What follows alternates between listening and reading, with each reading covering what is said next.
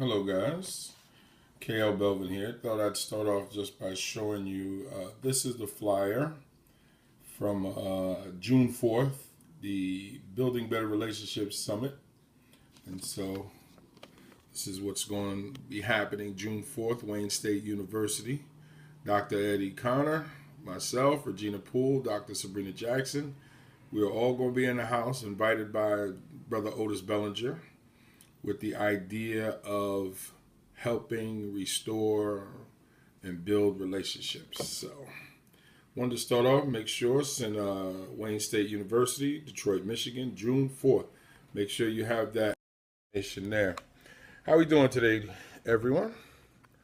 KLBELVIN here. And I want to talk real quick because I have to get back to work. I have a lot of work to do, and it's crazy, but this is what it is. I'm working on my second master's degree, and the goal is my motivation. But I'm going to get to that in a second because that actually plays into today's message. One of the things that I want to mention to you is you can never be scared to recreate yourself, because sometimes it's necessary. Sometimes it is beyond necessary to become something different than what you are right now, simply because where you are in your life may not be fulfilling, may not be happy. Someone that I was speaking to the other day said to me, "But KL, a second master's degree at 48, why?" And they started to run through, their reasonings of what direction I could have went in, or, even just questioning why I went in the direction that I went in. I respect their opinion. I respect their thought. But in essence, I'm recreating me. I'm walking away from 20 years of teaching, possibly, and I wanted to do something different. So I decided to work on a degree in human services, with a specialization in counseling and ministry, because that's what I wanted to do. Now, it may not fit everyone, and it may not be to the likes of everyone. I can't worry about that. I am recreating me. But let me give you these steps that, just a little guide that could possibly help you when looking to recreate yourself. Because the first thing is you have to get past the fear. And that's not even number one. That's not even on my list. You cannot recreate yourself if you are fearful. Definitely investing in your health. You cannot recreate yourself if you are fearful of letting the person that you currently are, letting them go. You can't. It doesn't go that way. You cannot hold on to who you are if you're going to be the new you. Now, the new you may be scary. The steps that you're going to take are going to be scary, but let me go through my list to help you out. The first thing is do a complete self-assessment. Complete self-assessment from head to toe. Look at your financial, your spiritual, your physical, your social, everything. Look at every aspect of who you are and make a decision on what areas you're going to look to recreate. Because you may not be able to recreate all of it at the same time. Some people are lucky that way, not everyone. But do a complete self-assessment and be honest. Be honest.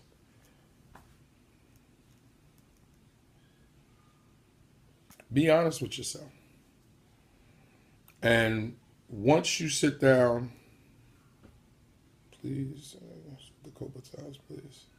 I'm not really sure. You have to be a little more clear in what you're trying to say, because I don't want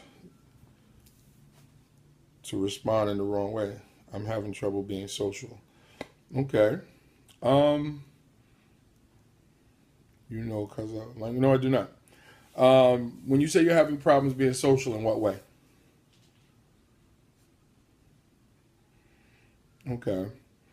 Well, what you have to do is look at the way that you are. Are you that same way with your friends, where you're not social at all? Or is it just when you're meeting new people? Are you in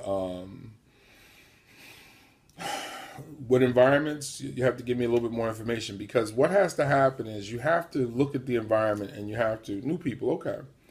You have to gain more confidence in yourself and project that out to people that you meet. Find mutual things to be able to discuss, the event that you may be at, or whatever you might be involved in. That becomes an opportunity to talk and just be honest. You know, when you simple introductions can lead to conversations, and just be comfortable with some basic conversations. Just asking somebody how they're doing today. Sounds like fear of rejection. Well, some people could be that. It's a little difficult without having all the information and knowing a person's past.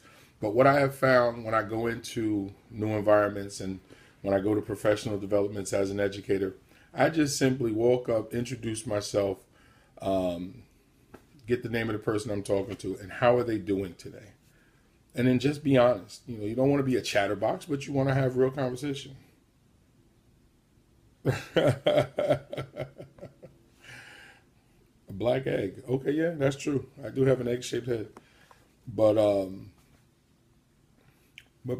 that's something that you can actually deal with. And you just want to practice it. Like anything else that you're uncomfortable with, it has to come with quality practice. The more you practice it, the more comfortable you'll be. The more you place yourself in uncomfortable situations and work on being comfortable, it'll come. It may not come overnight, but the more you practice, it'll come. So, like I was saying, back to number one, an honest assessment, because you really need to look at, okay, and that's what you have to do. You have to keep practicing. And that's part of the honest assessment that I'm talking about.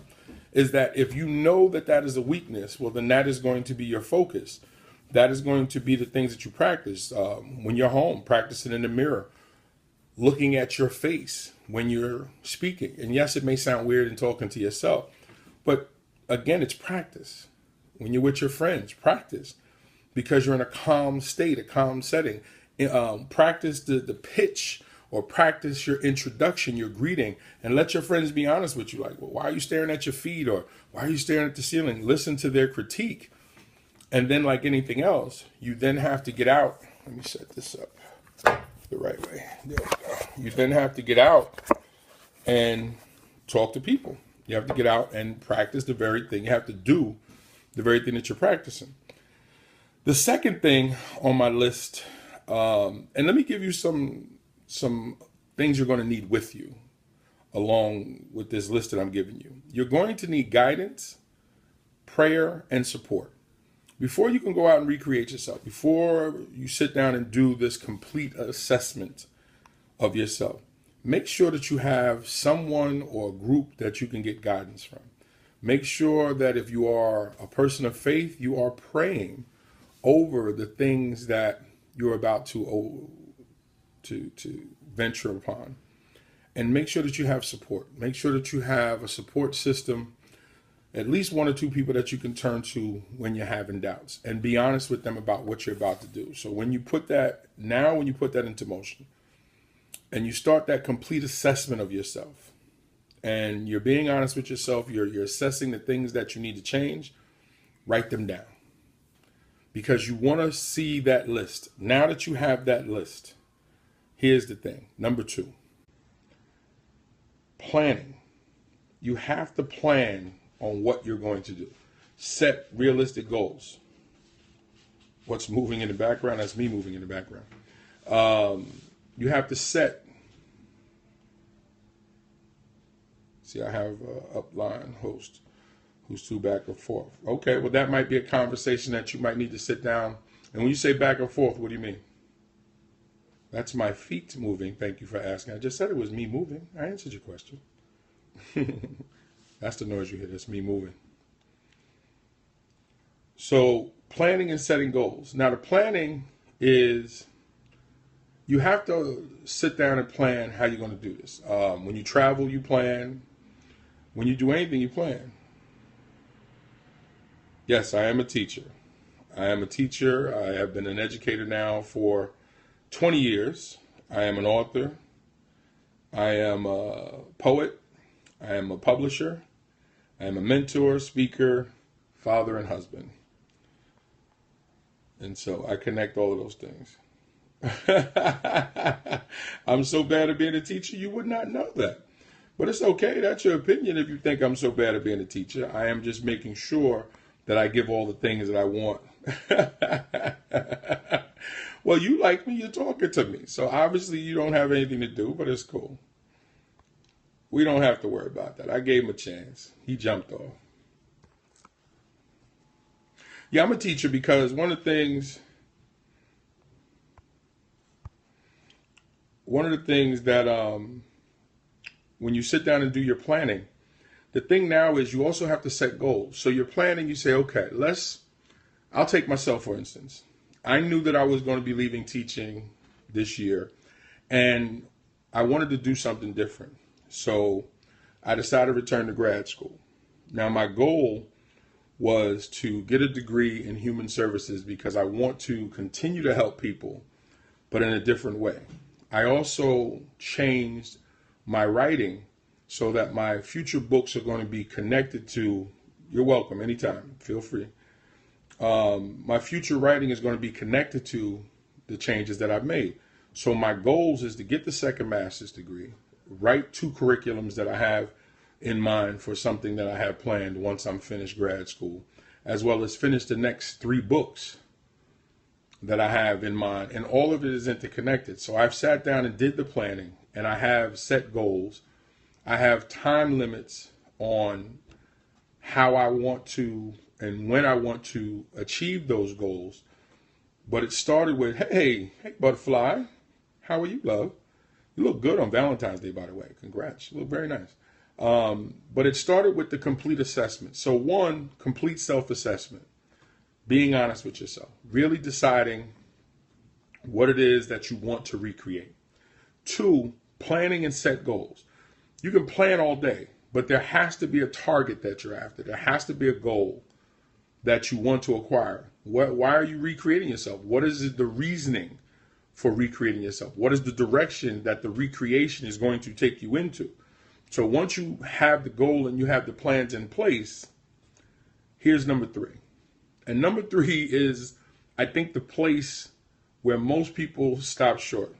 Oh my gosh. Yeah, I just got over, sounds great. I appreciate it. I'm getting over bronchitis. Something I've never had, but dealing with it. And so all of us were sick for a little while. Tiff, the baby, everybody.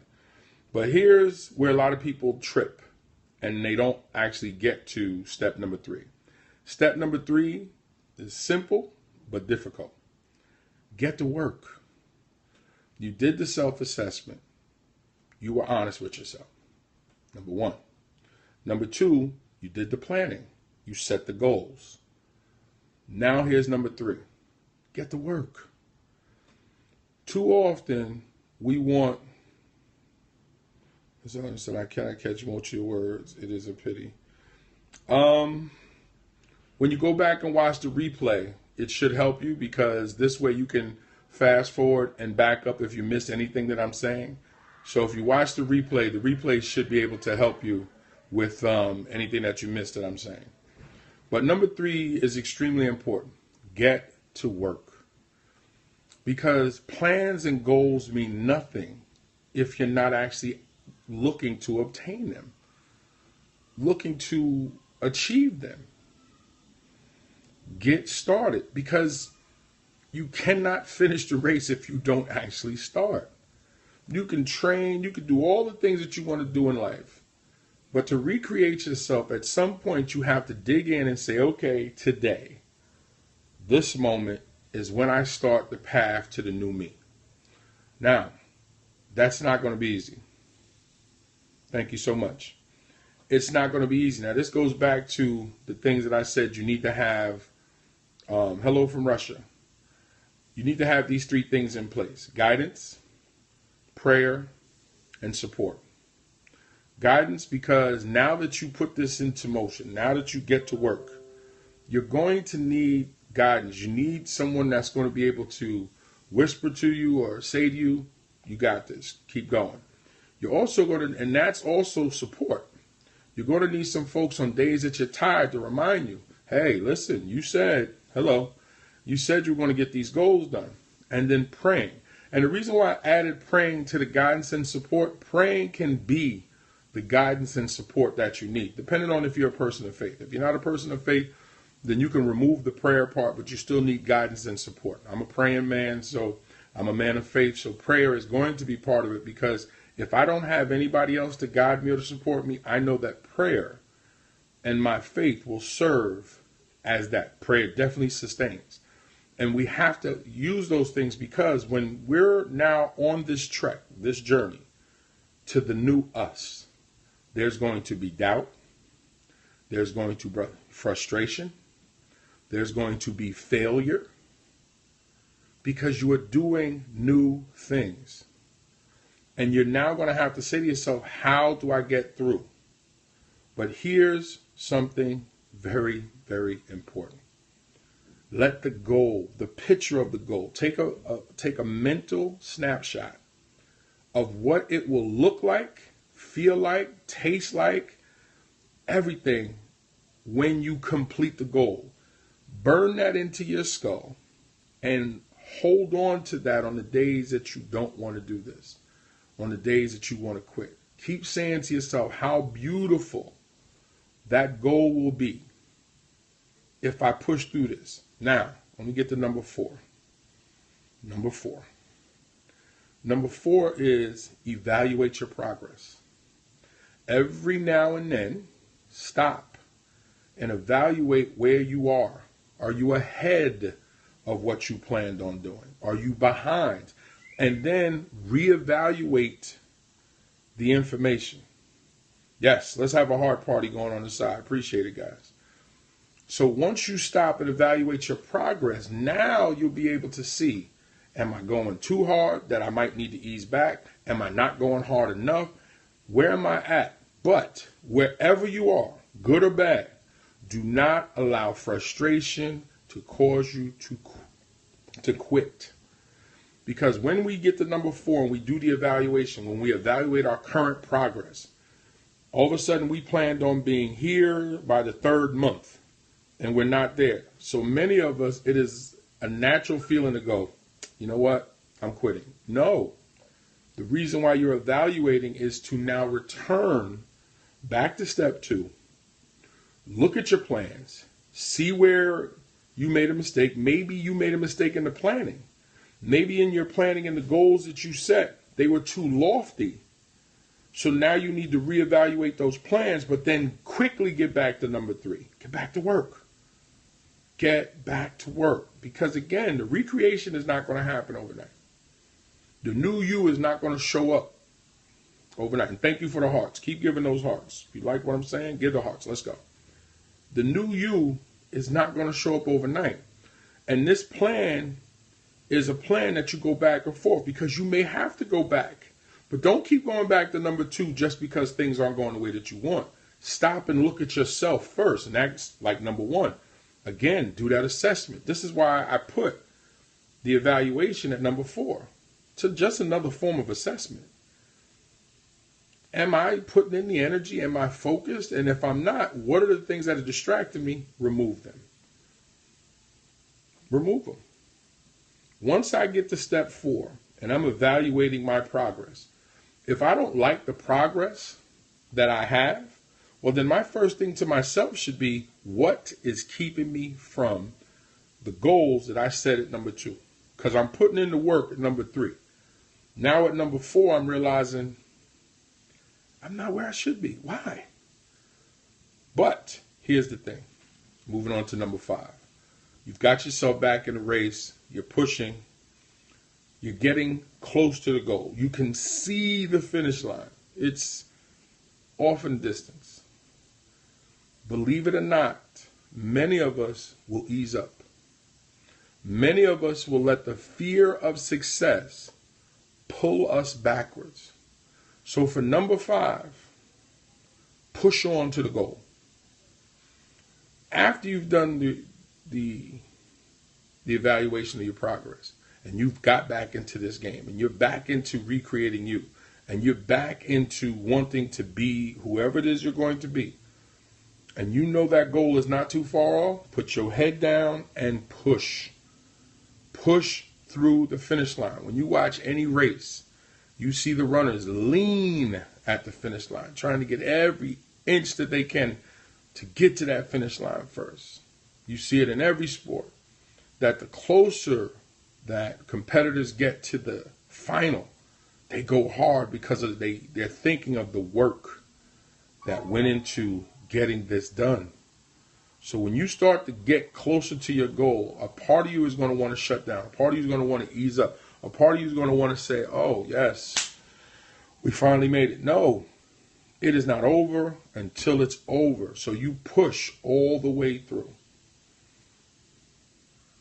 No doubt. No doubt. You wouldn't stop in the middle until that baby comes. I like the analogy. Is that baby, and it's not over till that baby gets here. So you all the way to the end, you do everything that you can to get that child here. So let me just go back over the 5 steps. Number one, complete self-assessment. Be honest with yourself.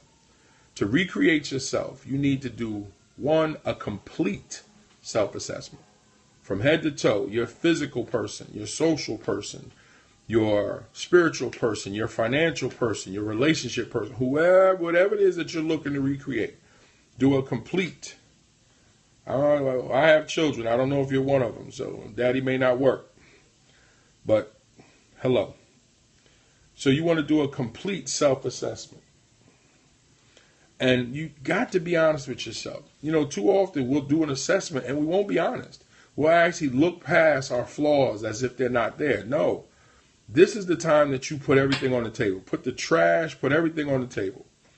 And then decide now, number 2, the planning and the goals. Now, once you have all this that you got to sift through, here's where you start to create your plan.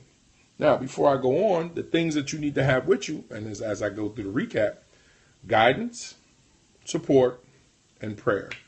And again, if you're not a praying person, then the prayer may not be your thing. But you still have to have guidance and support. For my praying folks, understand that prayer is a form of guidance and support. So you actually have all 3 if you allow prayer to be part of it. But if not, then guidance and support. Now, back to the list. So, complete self-assessment. Be honest. 2, planning and set your goals. And, you know, these are things that you're going to hear from many other folks. It's something that I thought about, but you're going to read it in 1,000 books. But here's the key between number 2 and 3 for me. So many people do the evaluation. So many people do the planning, and they set these wonderful goals. They do the planning. They set these wonderful goals. They've done the assessments. They're ready. Went out, bought new clothes, went out, did everything that they needed to do. Here's the problem. And this is where most people get tripped up. I'll go back over it again. You did the complete assessment. You did the planning and set your goals. Most people don't get to number 3, which is get your ass to work. Pardon my language. I don't want to offend anyone, but I'm just being honest with you. Get to work. You evaluated yourself. You set the plans. You set the goals. The goal is, good morning, guys. Good morning, everyone that's coming. The goal is now in place. You got to get to work. Hey there, Gina. You got to get to work, because too many of us will keep talking about the goal. We'll keep talking about what they came up with in their assessment. Get to work. That is where most people fail. They fail to get to work. Do you know how many times I'm sitting in the classroom and I give the instruction, tell the students what they need to do, tell them how much time that they have to do, and then some of them just sit there doing nothing. I'm like, you know what you got to do? Get to work. So once you're in the midst of working, once you're in the midst of getting it done, number 4, you have to reevaluate or evaluate your progress. Not reevaluate. You have to evaluate your progress. Are you where you need to be at this moment? And if you're not, do not beat yourself up. It is a human characteristic that when things are not going our way, we want to withdraw, become recluse with ourselves and other individuals. And that is the tripping point. That's where many of us will turn around and go, see, I can't do this. And the self-doubt and the lack of self-worth and all these other negativities come flowing in. Stop. The evaluation is just to see, how often should you evaluate your progress? That to each person is different. You have to decide what works for you. If you're a person who can self-manage, then maybe 6 months. If you're a person who you can get off the reservation quickly, it might be once a month. And if you're a person who really needs to have blinders on, it might be once a week. So each individual is different. Each individual has to sit down and decide how they're going to do this. Yes, I'm on catch. And I'll replay this. I normally post it again on my Facebook page and on Twitter, but I am on Catch Me. Yes, just look up KLBELVIN. And you then have to go back to number 2. Once you do your evaluation, now, if you're ahead of the game, keep grinding. Keep grinding. If you are ahead of the game, keep grinding. That means you're getting it done. Pat yourself on the back, enjoy it, but keep grinding, because roadblocks will come. Potholes will come. That don't mean that they're going to stop you. That doesn't mean that they're going to be disarming. But enjoy, if you do the evaluation and see that you're ahead of the progress, enjoy that, love it, but then get back to work.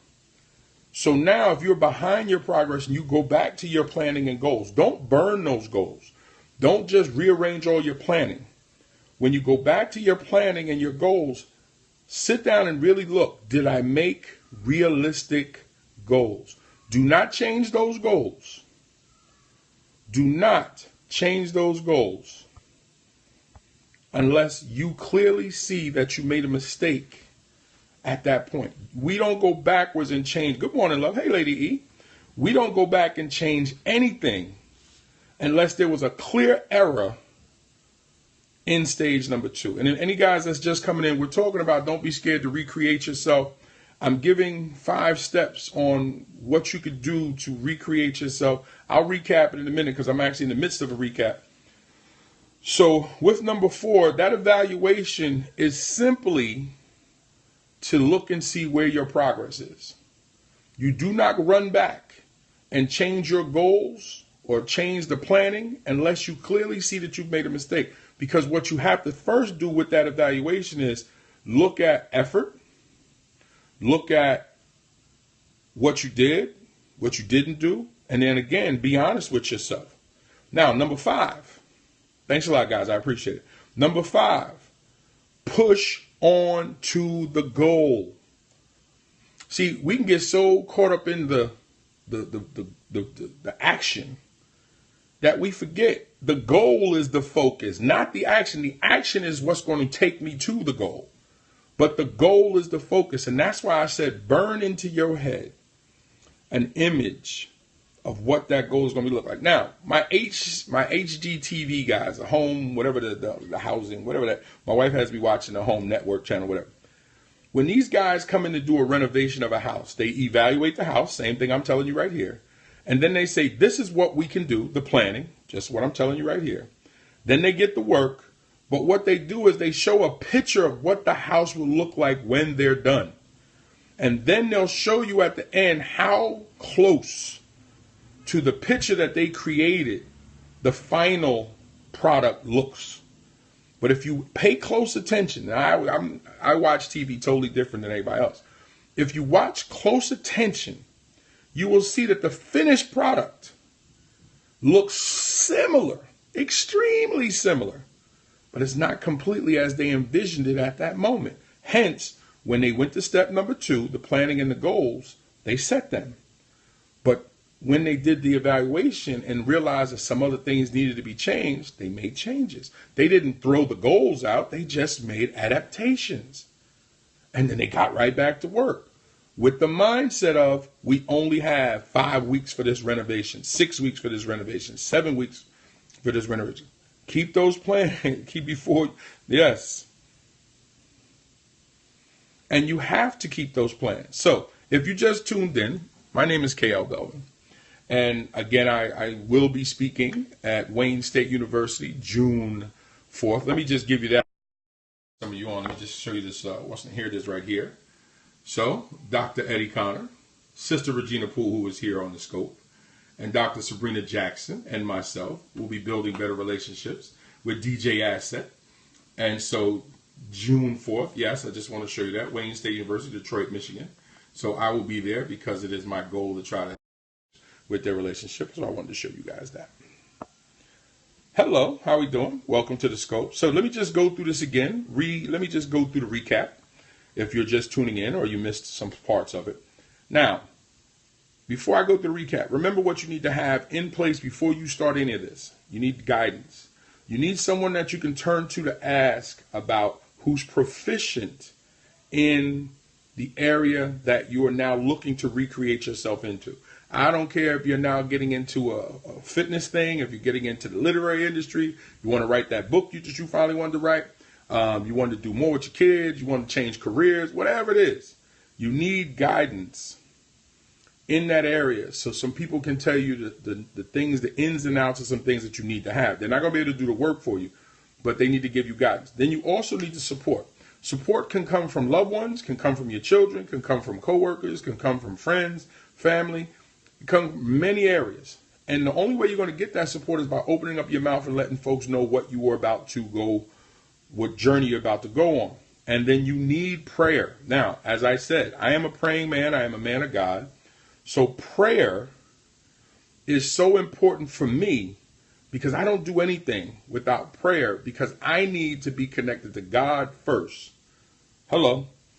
I need to be connected to God first before I make moves. So this way, if things that I am attempting to do are not honorable to God, I'm not doing it. No matter how much I benefit from it, if it's not going to be pleasing to God, I'm not doing it. Now, I just turned down a job last night that would have paid me a lot of money for a minimal amount of hours. If I told you the amount of money for the amount of hours, you might think I was crazy. But it was going to require too much of me right now. And I just didn't feel that God wanted me to make that move. I messed up, sir. I came looking for help. Okay. Well, hopefully I can help you.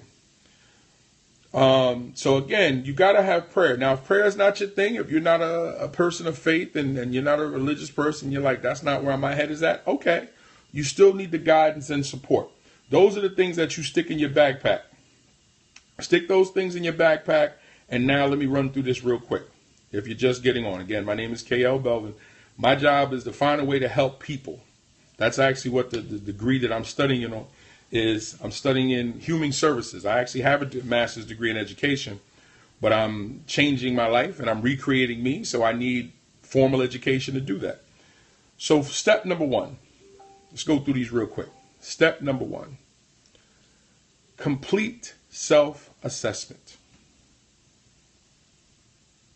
If you messed with a married woman, yes, it's your fault because the only way you could mess with her is that you had to agree to it. And if you knew she was married before time, then you screwed up. If you found out she was married afterwards and continued to see her, you screwed up. So either way, you screwed up if you laid down with a married person, if you continued, even if that person lied.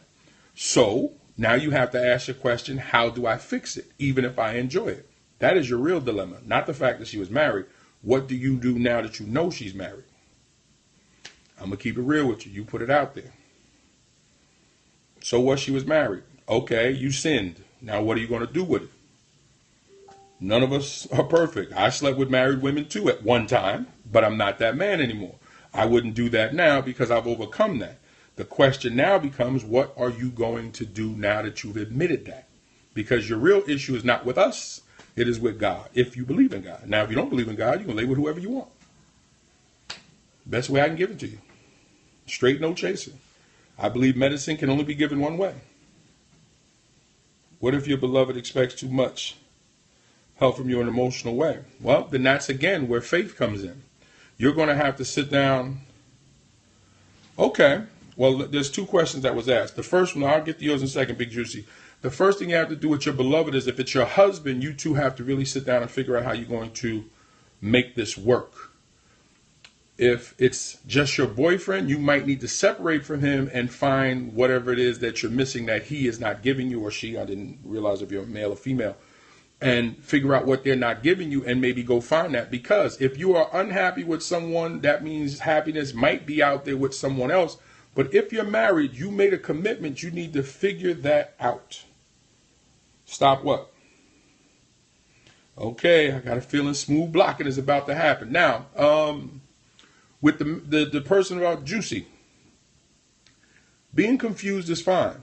But once you ask for help, you're now asking for clarity. So I'm going to help you. Okay, you just don't go. McDonald's ain't forcing it. No, we're not married. We are together. No, well, the time together doesn't matter. If you're with them and you're unhappy, then why are you staying with them? You might need to go find your happiness first, then decide if that person is the right person for you. The amount of time that you've been together doesn't matter if at this moment right here, you're not happy. Because happiness is not dictated on how long I've been with somebody. Happiness dictates on, am I happy right here, right now? And if I am not, then I need to consider what I can do to fix my happiness. Now, I understand I'm giving some real selfish terms because happiness is a selfish thing. I cannot be happy with someone else if I am unhappy with me.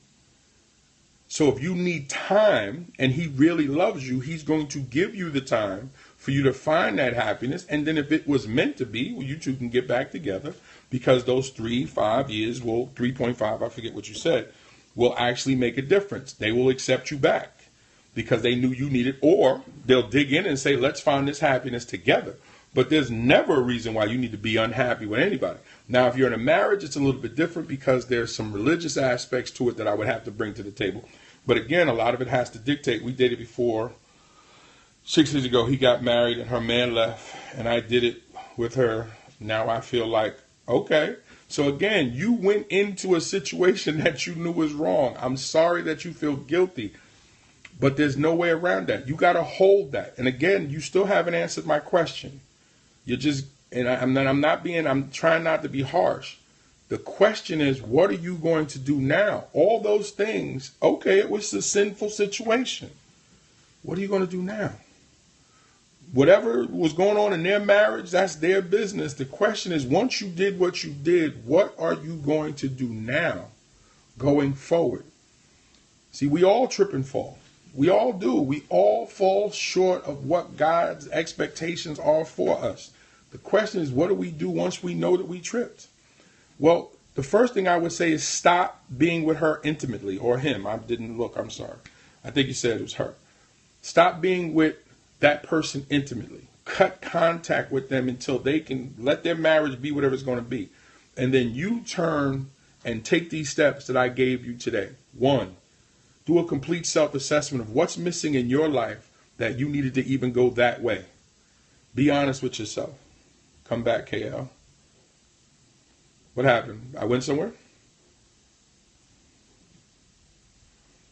And second, set some goals and plan for yourself, the new you.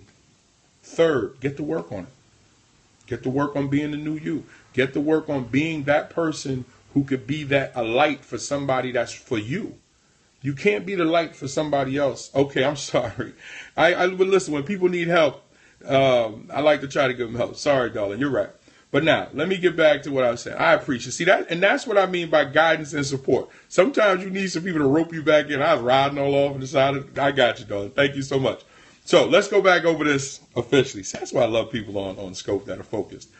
Okay, these are the things you need to have with you. Guidance and support and prayer, as I mentioned, because prayer is extremely important. Let's go through the steps again. 1, complete self-assessment. Be honest with yourself. You want to recreate yourself, you need to figure out what that's going to... No, it's all right. No, it's okay. And then this is actually part of it. Actually, if you need to reach me, and I'm going to get back to it, Shanice, I didn't forget. Reach out to me at mainoffice@bravenpublishing.com. I'll give my email address again. You can reach out to me, and if I can help you, I will. Complete self-assessment. Number 1, let's write these down, guys. Number 1, complete self-assessment. Be honest with yourself. Look at yourself emotionally. Look at yourself spiritually. Look at yourself physically. Look at yourself and financially. Look at yourself in all the areas and look at what is it going to take for you to recreate you. Be honest. Be brutally honest. Mirrors don't lie. Tell the truth. Now, number 2, planning and setting goals. Planning means, now, what are we going to do? Now, once you decided that you wanted to recreate yourself, we'll say educationally. Okay, now, let's set the plan. What's the plan? What's the plan of action? And what's the goal? What are you going to do? And what are you trying to achieve from what are you going to do? Once you have a detailed plan and a focused goal, written down now, written down, write it down so you can put it somewhere where you can see it, you can remind yourself of it. Once you have your plan and your target, now number 3, which we agree, this is where people trip up. Number 3, get your butt to work. Get to work. Get to work on that plan. Get to work on that goal. Focus on it. Dig in and go after it. You are becoming a new creature. It is not going to be easy. It is going to be difficult, but it is worth it. That is why the goal, the target, has to be burned in here and burned in here. So when you start going, I don't want to do this. Oh, but I want my wife to see me like this. I want my family to see me. I want to own that business. I want to write that book. I want to lose 100 pounds. I want to change states. I want to do whatever. The goal becomes the motivation. The goal becomes the thing that pulls you forward.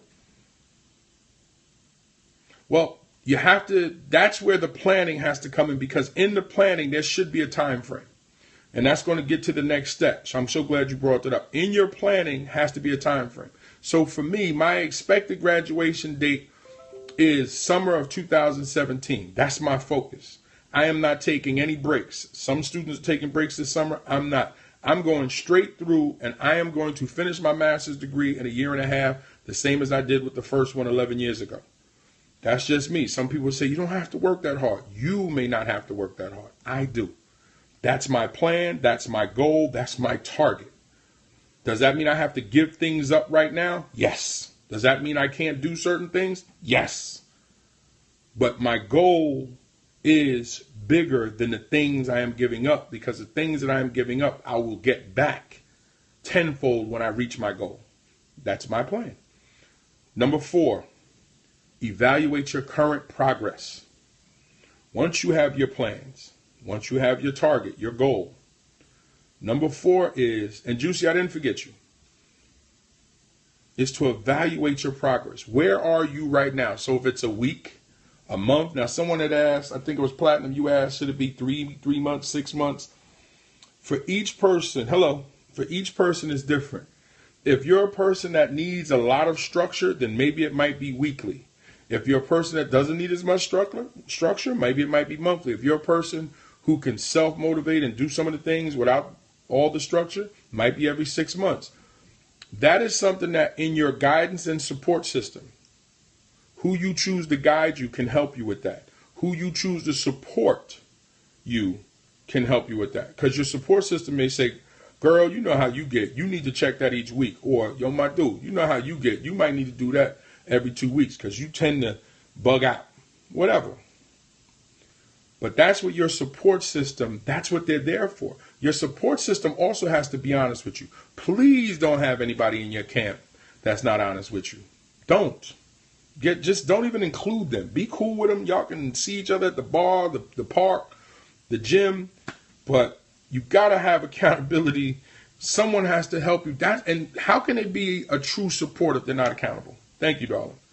You have to have legitimate support, which they're going to be accountable, meaning that they're going to tell you some of the hardest things that you may not want to hear, but they're going to tell you because they know their role and their place in your life. Also, make sure you choose somebody. Oh, you can get mad at them. You can get mad at them because they're going to say some things you don't like. But don't stop working. Remember why you chose them. Get mad at them. I love when students get mad at me because that frustration is the carving of away of the foolishness. That anger is that you're starting to climb out that shelling. And like a baby, babies don't come out smiling. So when you're starting to get away from, no, definitely. Oh, no, definitely. I know what you meant. But no, you don't get so mad that you stop, but you get angry because as a coach, when I was coaching basketball, I didn't want you happy. Am I a father? Of course I am. I've said that. But when I was coaching, I never got offended when a player got mad at me, because they're not going to understand everything. Yeah, I don't worry. The smooth blocker is in effect. You see the fingers in place, right? So again, number 4, evaluate your current progress. And if you are behind your progress, you may have to go back to number 2 and adjust.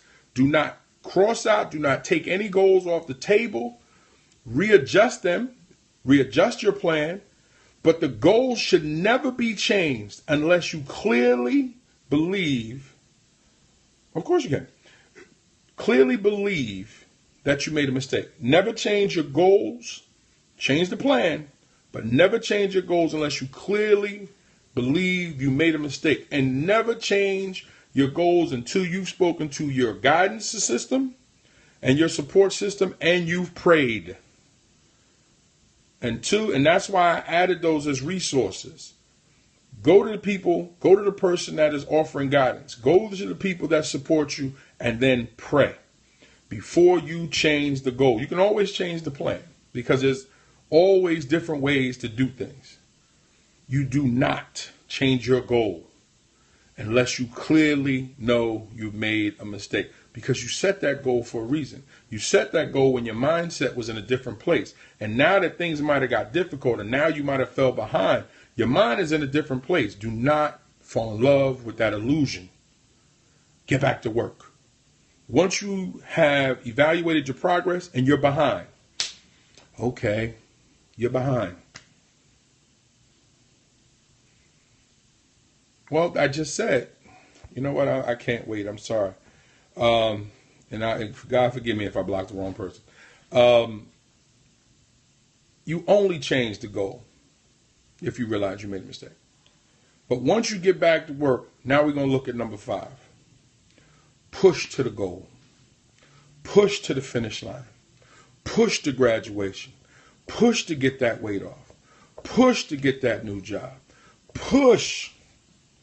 Because you can get so comfortable with the journey that you forget what the goal is. I see it in every walk of life. I see it in sports where a team gets so comfortable winning a big game that they don't realize that it's not the biggest game. They want a playoff game, but the goal was the Super Bowl. So you can't get so emotionally high over what needed to be in place for you to get to your goal that you get so excited here that you do not have the energy to finish.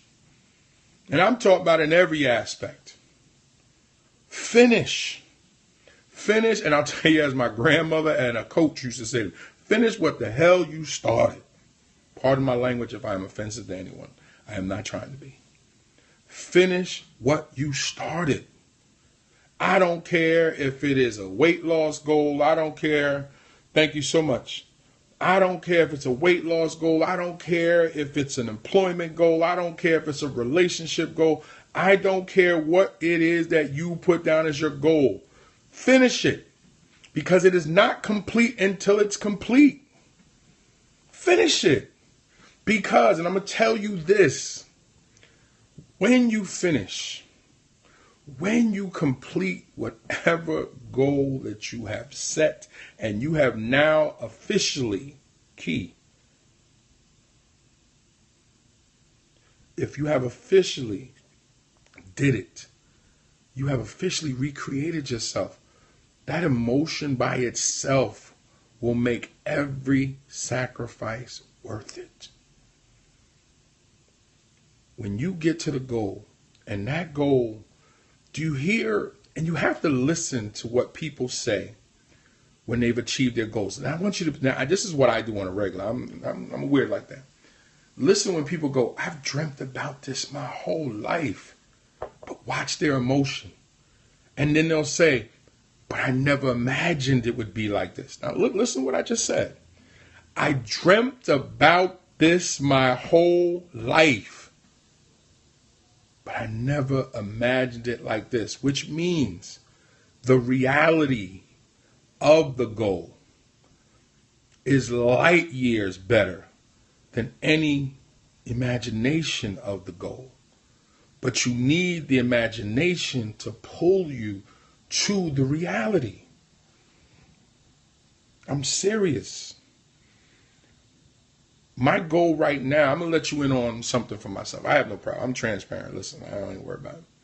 The reason why I want this master's degree so much, I could do some of the things that the degree is going to allow me to do with human services. I have enough experience in the past. That's not it. 11 years ago when I got this first master's degree, instead of going to graduation, I went to a big girl party. I was in the big girls, still in the big girls. To me, sexy starts at size 14, but that's another scope. I went to a weekend party to do things that I had been doing at that time. Why? Because I gave into the lust of what I wanted compared to the goal, enjoying the goal that I had achieved. I had completed everything for my master's degree. So I came up with excuses to not go to Indiana University. That's where my graduation was being held. I came up with all type of excuses so I could go to New Jersey and continue to sin because that's what I was into. And now that I'm not that dude anymore, now that I've recreated myself in various forms, when I look back at how stupid I was, I can't go back and fix that, nor would I try. But what I can do is in going forward and becoming more of the new me, I can recreate, point of this whole thing, I can recreate what I couldn't get then, but here's the benefit. I have my wife with me now. I didn't have her then, or we weren't where we were now. I have my daughter with me now who will be 3 years old. That's next summer. So she'll be old enough to enjoy watching Daddy walk across that platform. So the goal now inside my head is motivating me to get done because I know the reality. I can't even contain myself sometimes when I think about that reality. That moment is what pushes me forward. That moment is when people go, why do you need a second master's degree? You don't have a damn clue what my motivation is. So when I give you these steps, I'm not just giving to you because I just want to share some time on a scope with you. I'm telling you what I'm doing for me and why I'm doing it for me. So I know it'll work for you because it's working for me. I'm sitting here in front of this computer now with, I'll even show you. You see what's in here? Those are progress reports that I have to turn into report card grades in about a week, but I'll be done. And let's see. And then I got my work here. I got my text back here. I got papers. Hey, there's some money right there. And I am what I got to do because this is all part of my recreation of myself. So I'm not just giving you this and saying, oh, do it because I want to see if it works. I'm doing it because it works. I'm not coming to Wayne State University in June to talk to a room full of people about relationships and mine is not in place. Mine is really in place. This is why I feel comfortable speaking to people about what to do with their relationship. I didn't write the book From Gigolo to Jesus because I didn't have nothing to do. I put all my dirt in a book simply because I was comfortable with myself to say, yes, I was as nasty a man as a man could be, but I'm not that man no more. And I put it in a book so you could read through my filth. There you go. There you go. That's what I'm talking about. I'm not sure if I want my PhD, but knowing me, I'll probably get it just because I want to have it. But this right here, just to stand and walk across that stage and know that my wife and baby girl is there watching me, and if my other children come, God bless them.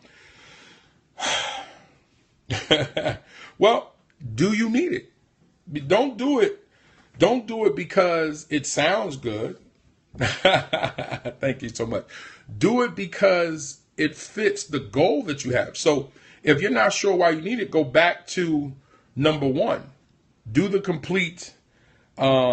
Yes, definitely. This, and that's nothing too. I take such joy in watching other people succeed. I don't hate somebody else's success. I love it. I'm like, yo, whatever it took you to get you over that mountain, let's go. Because for me, seeing you means I could do it for me and whatever I'm doing. That's why I always say, never check someone's pockets. Never count somebody else's money. Enjoy someone else's blessings, because you don't know what hurdles, mountains, holes they had to climb out of, jump over to get to whatever you don't know what they had to give up, what they lost. Congratulations to all of you, because this, to me, is what life is really about. This is why I'm switching careers to go into counseling and ministry, because this is what's missing with brothers and sisters who feel lost in some of the things that they're doing, and why our children just don't seem to have the concern that they should, because there's no one saying there's things that you can get emotional about. That's great. That goals and planning is such a part of life that if you can master that now, keep pushing. Of course. And then what you'll notice is that it is truth to the fact that we gravitate to others that have the focus that we have, as well as we illuminate for others to come to us when we have certain focuses. And believe it or not, God said, my sheep know my voice. So as a praying person, I'm not shocked that other praying people are connected to me, attracted to me, and I'm attracted to them. It's not by accident. God says it. Now, whether you believe in God or not, that's a whole nother scope that I won't have. But seriously, guys, let me go through this again real quick, because I am so happy to have all of you on, and I appreciate all the comments. I appreciate all the hearts, and I appreciate the motivation, and I am so happy to see that I have motivated some folks today. But number one, let's go through these real quick. Number one, complete self-assessment. Be honest. Number two, planning, set your goals. Very important. Number three, get to work. This is the area that most people do not climb the fence. Get to work. Number four, evaluate your current progress on the goals that you set. If you see that you are behind, go back to the planning, readjust your planning, but do not change your goals unless the goal is deemed negative. If it's not negative, now let me just say this. Being difficult is not negative. I'm being honest with you. Being hard, being difficult to achieve is not negative. It just means you might have to figure out a different way to complete the goal. That is why you readjust the planning, but do not change the goal. So once you've done the evaluating of the current progress, and let me just say this, if you are ahead, celebrate. If you are ahead of schedule, celebrate, but then get your booty back to work. Do not let the celebration cause you to fall behind. Nothing worth having comes easy. So true, sister. And then number five, keep pushing to the goal. I tell kids that I coach, if the game is 48 minutes, we play 48 minutes. When I'm teaching, if the class is 45 minutes, I teach 44. I'm going to give you a minute to line up.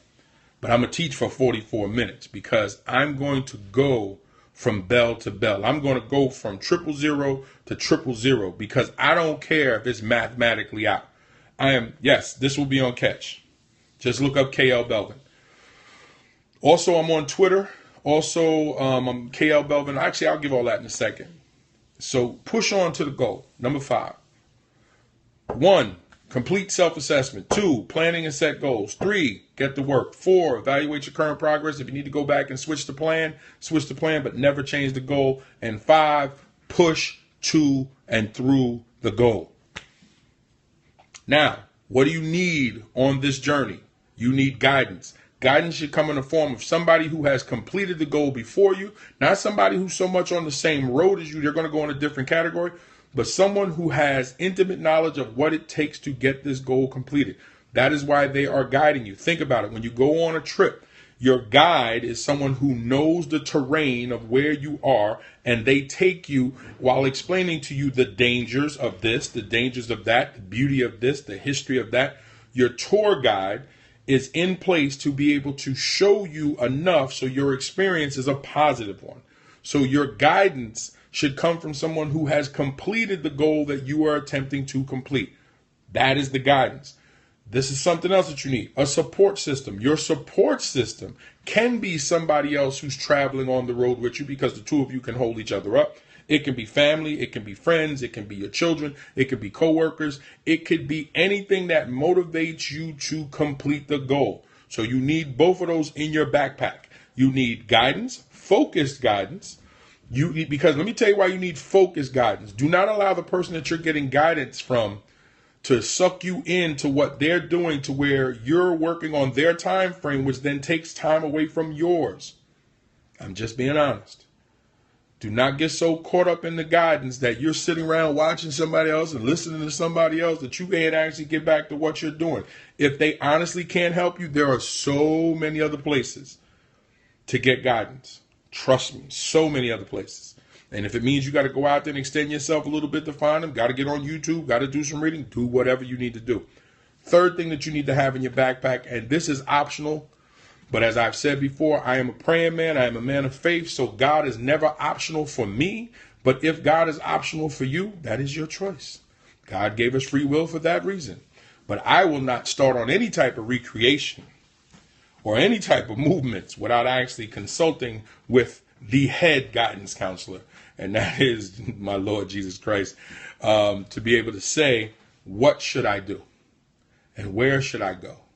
And I'm going to pray about it. So prayer and faith. And I wrap those two together. Because if you don't have faith, what are you praying for?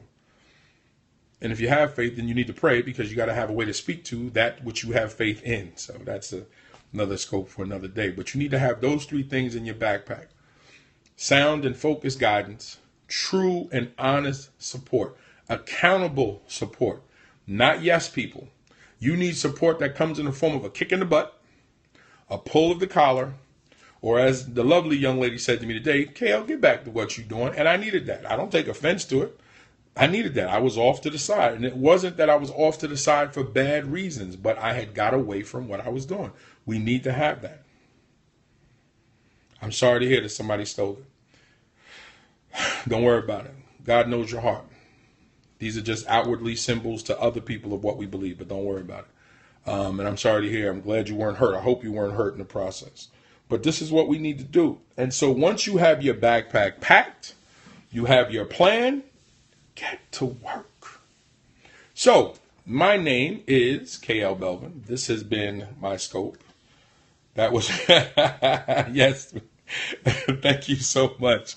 I needed that. Sometimes, as educators, we can tend to drift off. We go off on tangents. Sometimes we got to remind it what the goal is. And I appreciate it. I don't take offense to it at all. I actually love it because sometimes we need that. We need that kick in the butt. Let me tell you something. When I first got separated pending divorce, I came home at 37 years old. I was sitting in my bedroom and I couldn't believe that I was back home in my bedroom after screwing up my first marriage. My grandmother opened up the door and she said, you cry tonight and then you get your ass up and you live your life because we didn't raise you to be weak and God didn't make you to be weak. So sometimes we need hard love. We need support in the form of an ass kicking. Again, pardon my language. We need that because to shake off the shell and to immerse ourselves into what we're going to do to then find ourselves, it takes focus. And you got to love grandmas. It takes, the butterfly has to get into that cocoon and then emerge something new. And we have to do that for ourselves, but sometimes it takes people that we love, people that's going to hold us accountable to grab us and go, no. That's not what you said you were doing. Why are you doing that? And we need people that's going to be brutally honest, even though they know it hurts. Because you know what? Those are the ones that when they give you the hurt, they're going to hold you after. Because they know what they just said to you hurts. They know what the goal was. They know what the plan was. You can't do this by yourself. Even Jesus didn't travel alone all the time. It is definitely an uncomfortable and necessary process. Do you think being lonely made me mess up? Only you can answer that question. I don't know. Because I don't know what your mindset. Now I'll answer questions. Now I'll gladly answer the questions before I go. I don't know what your mindset was going into this. But you messed up because you chose something that you knew was wrong. You can't make something that's wrong right. I don't care how much we sit here and argue. 2 + 3 will never equal 4. No matter how much we argue, no matter how much we fight, at the end, 2 plus 2 will not equal 5, and 2 plus 3 will not equal 4. It's wrong. Now the question is, once you know it's wrong, what do you continue to do from this point, as my original question? So if you were lonely, that is the area that you work in. That is the area that you start applying this plan that I gave you. Address, yes, own up to your wrong and do better without question. But you first have to admit to yourself, and this is why I said in number 1, a complete self-assessment, be honest. Sit down right now and say, why would I do that? And then ask yourself, if you were married, was that something that you would want? Would you want your significant other laying and doing things with them that they're doing with you? So then why would you do it? Sometimes the world is as simply as the things we tell kids. Do unto others as we would have them do to us. It's just that simple. We tell kids all the time, be a certain way because you want people to respond to you that way. Well, as adults, it don't change. You said you and her were friends before, so you knew. Well, she was sex. Again, you're giving me excuses. Those are all excuses, because here's my question, and I want you to answer this, because now this is about you. Why have you not answered my question on what are you going to do now? Yes, you said you're unhappy. Yes, you said you don't know what to do. Well, you've heard a lot from me right now. What are you going to do? I'll give you. The first thing is address you. Address you. Now, if you're a person of faith, find someone that you can sit down in the faith and understand how offensive you were to God. And if you're not a person of faith, look in the mirror and say to yourself, how offensive were you to yourself? You were young and dumb. But dumb is only a phrase, because it is not a position that we can stay in once you have gotten knowledge. You are no longer dumb.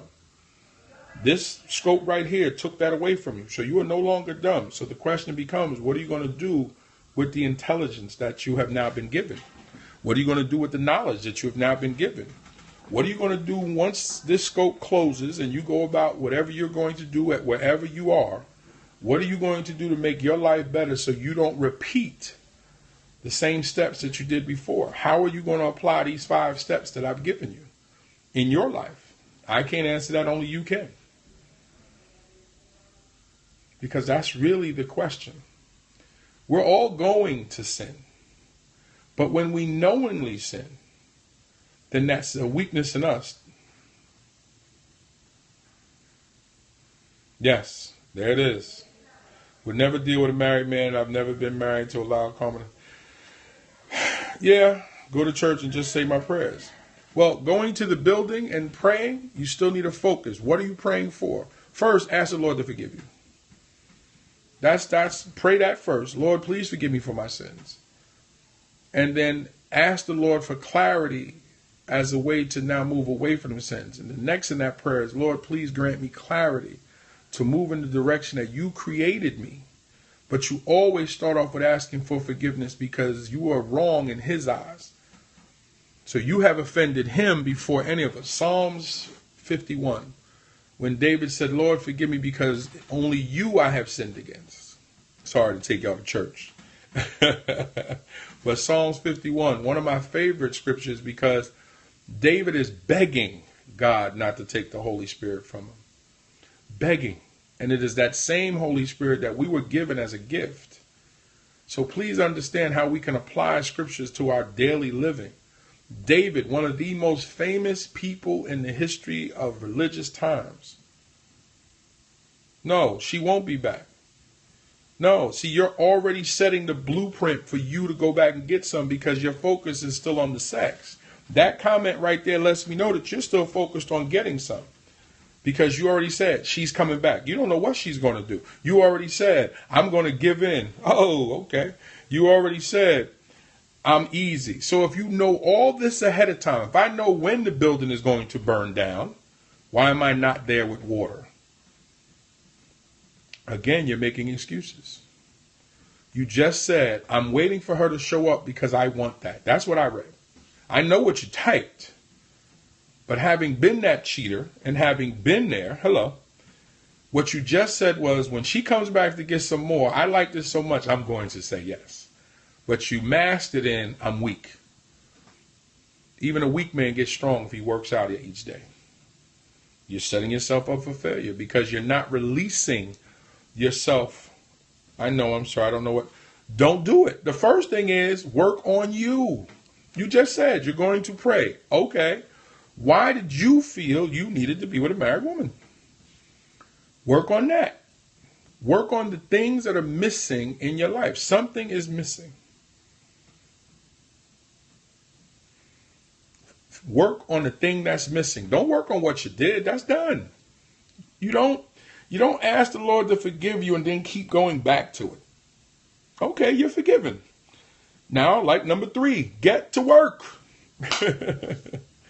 Get to work. Get to work on what's missing.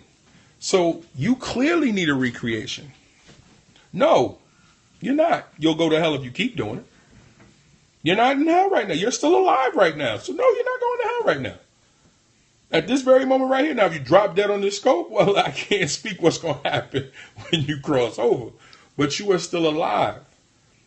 And while you are still alive, as my grandmother taught me, you still have a chance to get it right. Now, if you wake up on that line, as she would say, you ain't got no more chances. God gives you chances by sending you people to tell you what's going on.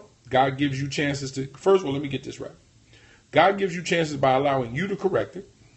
God gives you chances by sending someone to assist you and to tell you what you're doing is wrong to help you get it right.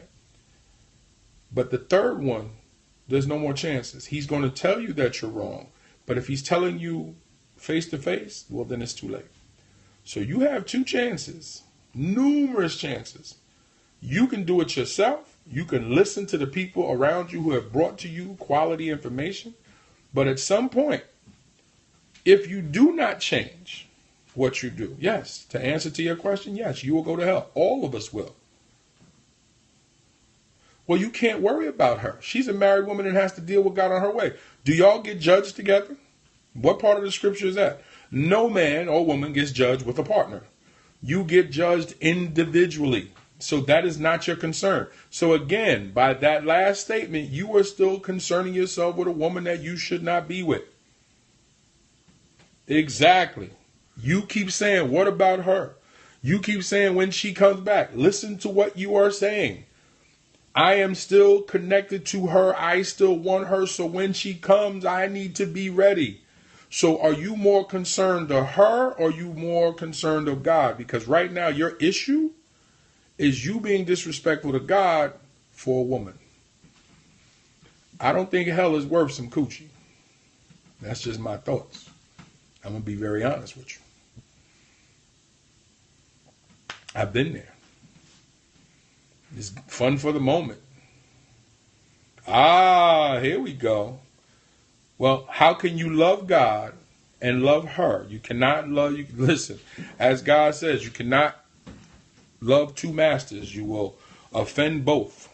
So which is it? You can't love God and love a married woman.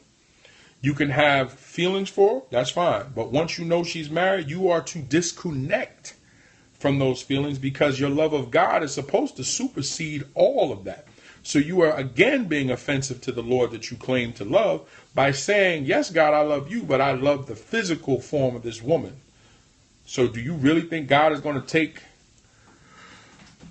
grace with you on that unless you bring it to him first and ask for it? Because right now you're standing with your chest out saying, I am God with a little g.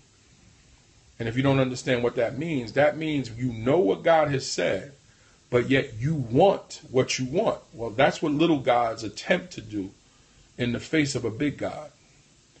But that's a losing battle all the way around. I wouldn't do it, brother or sister, I'm sorry. I would simply let it go and trust that God will replace what you let go. Exactly. I would let go and trust that God understands what you let go and will replace it with something so much better. But if you don't trust him, I know I messed up and God will forgive me, but if it was love, because it was love when it happened. Really? If it was love, you wouldn't have disrespected God and placed her in that position. You would have waited, allowed her to fix her situation so the two of you could be together the right way, if it was really love. It was lust that you wrapped around the idea of love, but it's not real love. I'm sorry, I can't co-sign to that. It's not love. It can't be love if it's offensive to God, because God is love. And if God doesn't co-sign to it, no matter how you try to shape it up, no matter how much I dress up crap, it's still crap. So no matter how much you think it's love, no. If she really loved you, she would have left and got the divorce and did whatever. And then came to you honest and open and said, I put that behind me, regardless of whatever I had to lose, because I was willing to let all of that go because of my love for you. And you, being connected to God, would have waited for her in the right way, because this way you'd rather present her to God in the right way instead of have to sneak. And the one thing that's funny is you cannot sneak past God. You can sneak past us. You had great sex, possibly. It is not love if you are offensive to God. I am sorry to keep saying the same thing. 1 Corinthians 13:10. 13, oh man, I forgot. Look up the definition of love and you will see that what you're professing to be love is not love. It's a great feeling, yes. It feels good, and sex on top of that good feeling is feeling good too. But what you will notice is that what you're actually in love with is the sin. Hence, why the devil is so popular. Sorry to be offensive if I am, but I'm just telling you the truth. Lust can seem tremendous. It really can be. Lust can seem so tremendous, but it's not love. Love lifts people. Love heals people. Love becomes something that causes you two to become something totally different, where the rest of the world is not going to matter. Okay, so again, we're going around in circles. So I'm going to have to end this here because you need to talk more about what you're going to do. So I would need you going forward to just talk about what we're going to do going forward. But anyway, guys, I have work to do.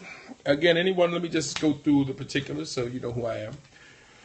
I am KLBELVIN, and all of my scopes are on Catch. So if you need to go back and look at any of my scopes, as well as on YouTube, I sometimes get a little lazy. I'm good. Yes, I am on Facebook, KLBELVIN on Facebook.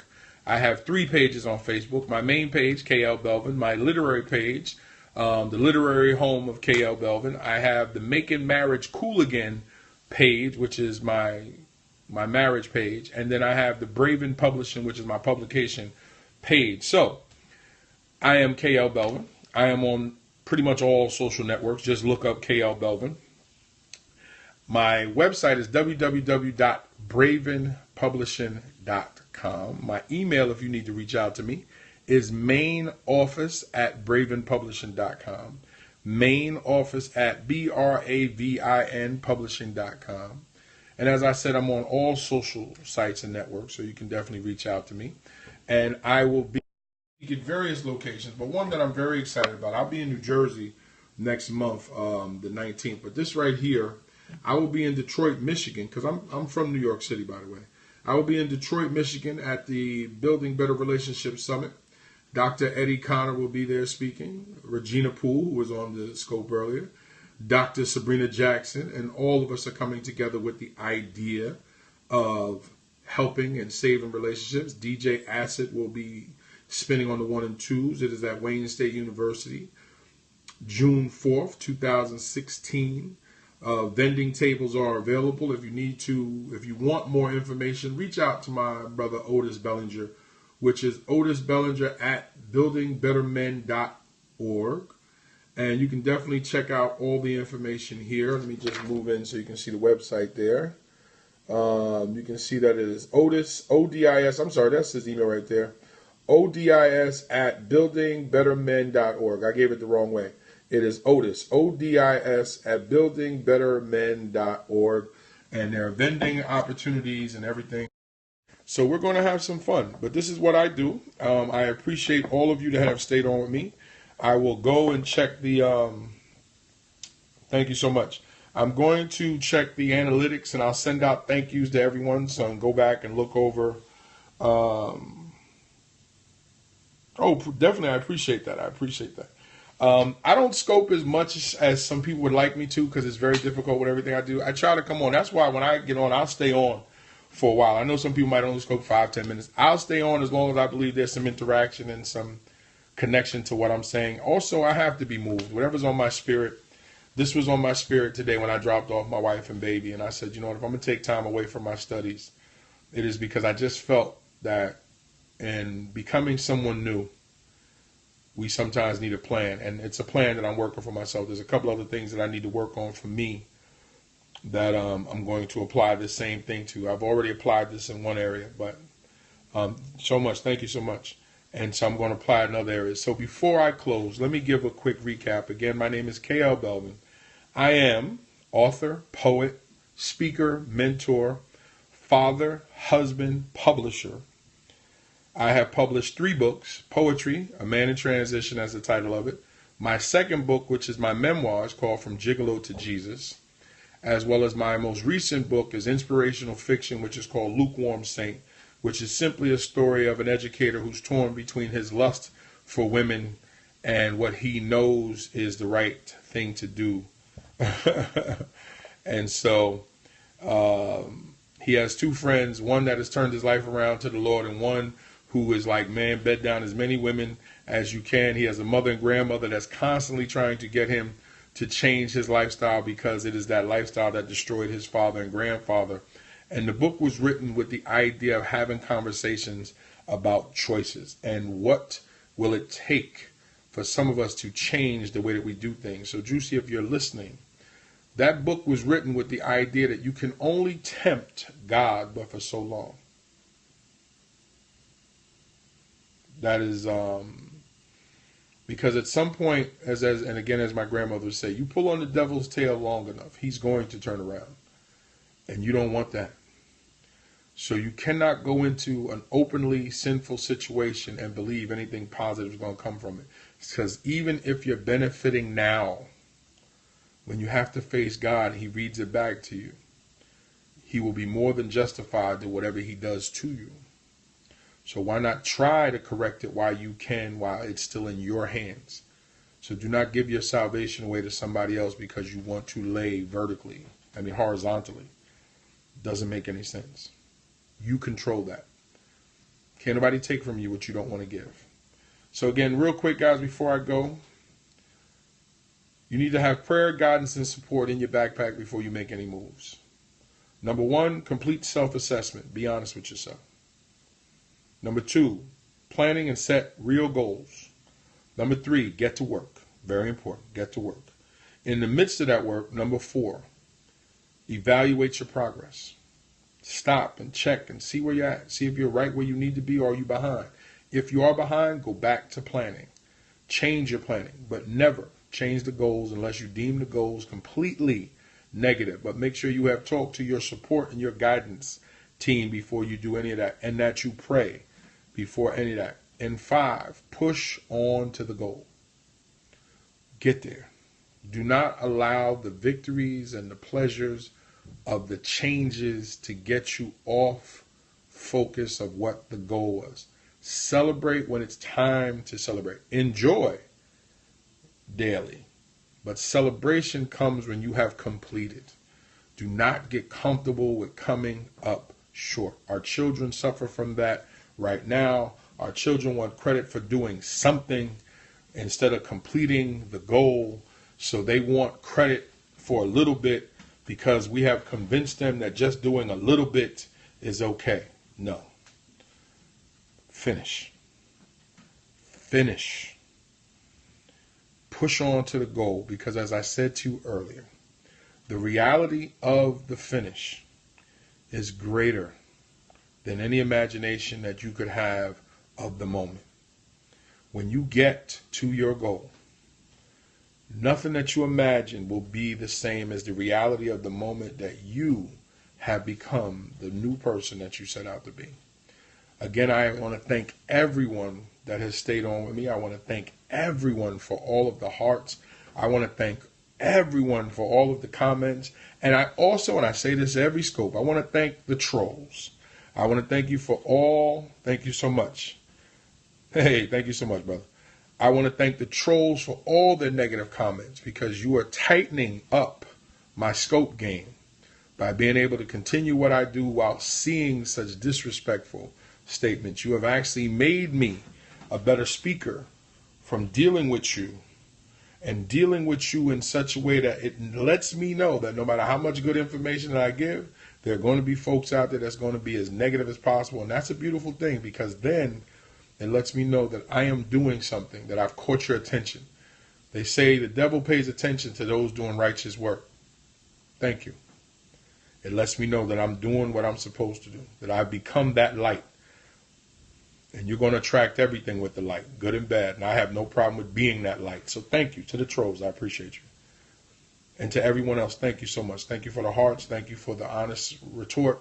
And like I said, when I go over the analytics, I will send thank you messages out to everyone. I will take time out to do that. I'll go back over and look over everything.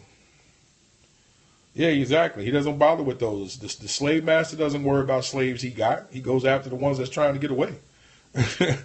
He ain't worried about the house nigga who's going to sit there and not move. Closing prayer.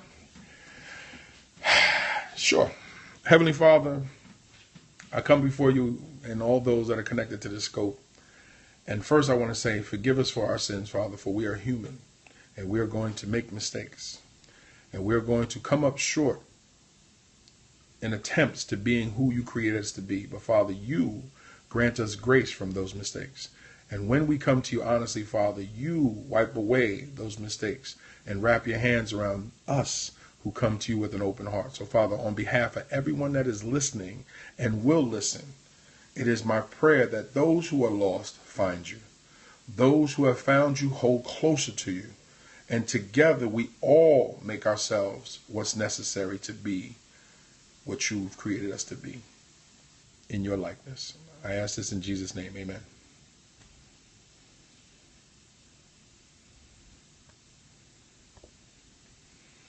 All right, guys, time to get to work. You guys have a wonderful day. Again, if you need to watch the replay, just catch it on Catch and a couple other places. But I appreciate you.